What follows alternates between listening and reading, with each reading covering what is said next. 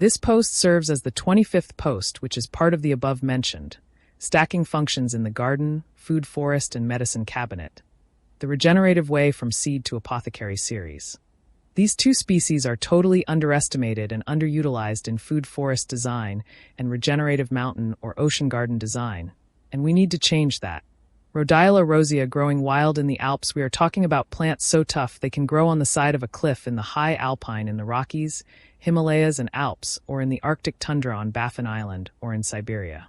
These plants grow on the rocky ocean shores and cliffs in Nova Scotia and Newfoundland, Iceland, Norway, and Russia. Huge potential for northern food forest, regenerative ocean gardeners, and inland cold climate/high altitude regenerative garden designers here. I have seen this stuff growing and thriving up at 7,500 feet above sea level in the Cascade Mountains in BC, and I know people that grow it in the Yukon. Health benefits of golden root, Rhodiola rosea and Rhodiola integrifolia. Rhodiola improves our resistance to the damaging effects of stress. From helping the body adapt to stress via adrenal support to supporting healthy immunity, Rhodiola is a very medicinally versatile herb. While Rhodiola may be one of those herbs that you may not have heard of yet, but it is a versatile and powerful plant ally, and Rhodiola benefits include improving hormonal health and reproductive health. It is an adaptogenic herb with tremendous fat-burning, energy-enhancing, and brain-boosting power. Adaptogens including Rhodiola are a group of plants that can help your body adapt to physical, chemical, and environmental stress. Rhodiola is one of the most effective in this family, due to containing active compounds like rosovin that have the ability to help balance the stress hormone cortisol. This unique herb that is a member of the Rhodiola genera in the Crassulaceae plant family grows at high altitudes in the Arctic areas of Asia and Eastern Europe.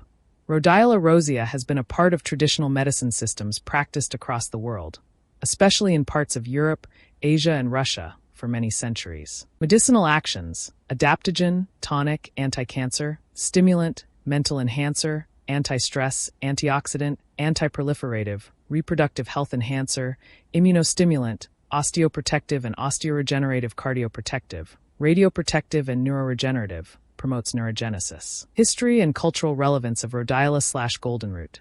Known as the golden root among its many names, the Rhodiola rosea herb has a bountiful history that spans across numerous global cultures and traditional uses. With its vast history of use throughout Greece, Russia, Eastern Europe, Asia, France, Iceland, Canada, and Sweden, this super herb comes with an intriguing and rather expansive story. Dioscorides, the end quote, father of pharmacognosy, end quote, and de materia medica. The first recorded use of Rhodiola rosea traces back to the Greek physician and botanist Dioscorides, who was known as the end quote, father of pharmacognosy, end quote, and authored a highly cherished ancient work entitled De Materia Medica that was widely read for more than 1,500 years. This masterwork included references to Rhodiola rosea and its medicinal applications around 77 C, according to researchers. Their work Rhodiola rosea, a phytomedicinal overview. Study authors Richard P. Brown, Patricia L. Gerbarg, and Zakir Ramazanov write, end quote, the Greek physician Dioscorides first recorded medicinal applications of Rhodiola rosea in 77 C in De Materia Medica. 3 Linnaeus renamed it Rhodiola rosea, referring to the rose-like attar fragrance of the fresh-cut rootstock. 4 For centuries, R. rosea has been used in the traditional medicine of Russia, Scandinavia, and other countries. Between 1725 and 1960, various medicinal applications of R. rosea appeared in the scientific literature of Sweden, Norway, France, Germany, the Soviet Union, and Iceland. End quote. Used in Norway, Rhodiola rosea has been used as a cure for scurvy in cattle, to flavor beer, and used as a topical preparation to promote healthy hair growth and as a treatment for dandruff. It has long been a tradition in many places in Europe to plant house leeks, sempervivum, and other succulent plants on roofs.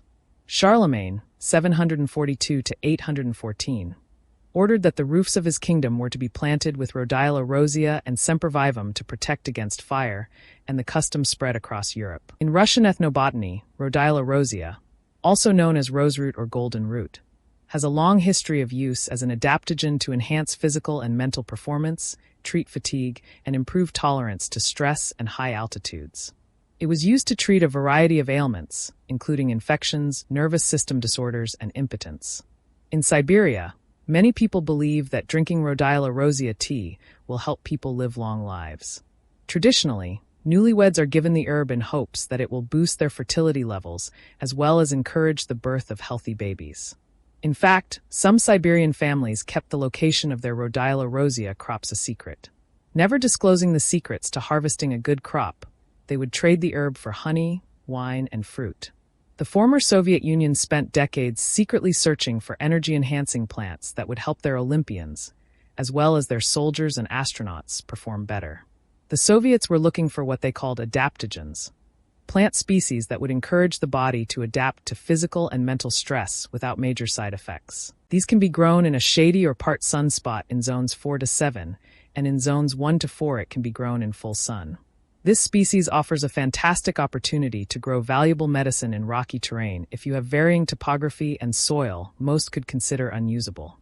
You could grow a medicine garden on the rocky shore, or even cliffs in a colder area. You could grow it on the inside edge of a temperate food forest with some soil amendments, or on the outside edge of a cold climate food forest, or as a central member in an Arctic range regenerative medicine polyculture garden.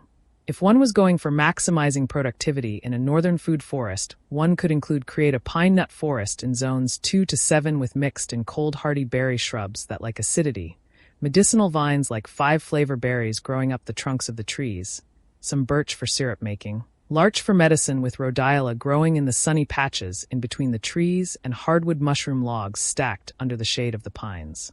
This plant would also make a fantastic candidate for a transition zone between an oceanic regenerative garden and a coastal food forest.